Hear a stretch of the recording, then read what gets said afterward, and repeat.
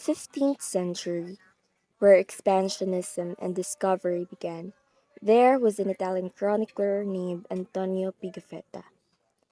He became the eye of the lords and the king of Spain during Magellan's expedition.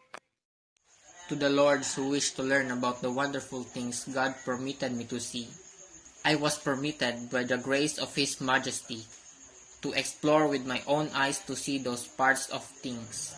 September 20 of the year 1519. We arrived at an island of Great Canaria named Tenerife.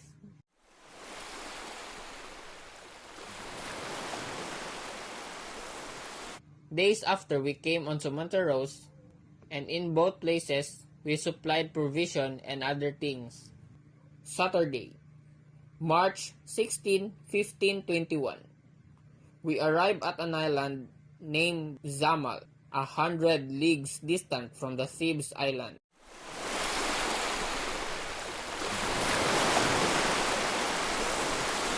The next day, we arrived at another inhabited island to take water and shelter for the sick. March 18. After dinner, we saw a boat with 9 men coming towards us. One went to the Captain General and expressed joyousness at our arrival. They warmly welcomed us, and in exchange, the captain ordered food, drinks, and other things to be given to them. Salamat niining ng utang, pero wala may maithatag sa inyo ha. Pero pwede may mobalik sa Lunes o muhatag o umay o buraka o sa uban pang gamit. These people explained that the islands they came from and docked were Zuluam and Humuno. Must be placed for watering good signs. March 22. These people who promised to return came in midday with 2 boats laden with many fruits and food, in which we bought. We remained at this place for 8 days. On the 25th of March, the feast of Our Lady, we depart in the afternoon, and I went on the side of the ship to fish but slept. Luckily, I found a handsheet of the large sail and cried out until people came and helped me. That same day, we took a course to the west and southwest and passed the islands Senalu, Hunghanar, Ibuson, and Abarien. On the 28th of March, the night before that, we saw a fire on the island. So in the morning, we docked at this island and saw a small boat approaching called Buluto with 8 men inside. They approached the general and communicated through his slave from Sumatra, but they spoke from afar for fear of the ship. Igala, ino na mong kapitan, ayaw mong kahadlok na hindi na rin para makipag-amigo ni mo. Dawatang regalo niya o ikiman pagbati sa inyo. Gano, ani ako rin para dili makiawal. No, my friend. Thank you for your generosity, but I cannot accept this. Dato, ingon na mo kapitan niya. Salamat sa inyo. Apan, niya dawat dagang salamat.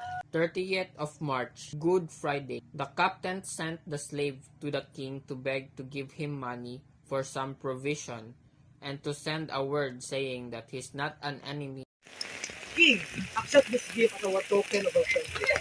Dato, ingon na mo kapitan, dawatang inyong regalo. Hindi, ikitig sa inyong pasalilan. Kapitan, nalipay gayud ako kanina pa nagigala. On the 7th of April, we arrived at the port of Zubu.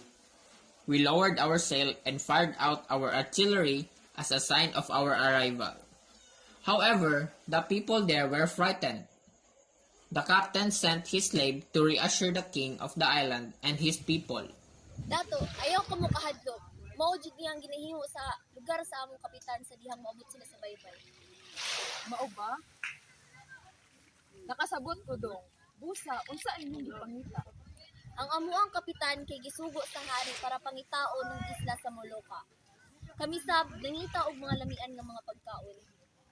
Mao ba? Sige, kuyugan ta ka mo. We turned backwards after getting our provision passing the island of Cagayan and the port of Sipit. We also passed on little mountains and islands like Zolo and Maingdanao. Following this course, we took possession of Abignaday and were obliged to take force and violence against men who were robust and said to be the chief men of Mindanao. Among them was a brother of the king who said he knew where the Maluku was. At last, on the 6th of September of the year 1522, we entered San Lucar. Unfortunately, from 60, were reduced to 18. I remember I presented to His Majesty Don Carlos not the material things the world could offer, but a book written by my hand from all the things we experienced during the voyage.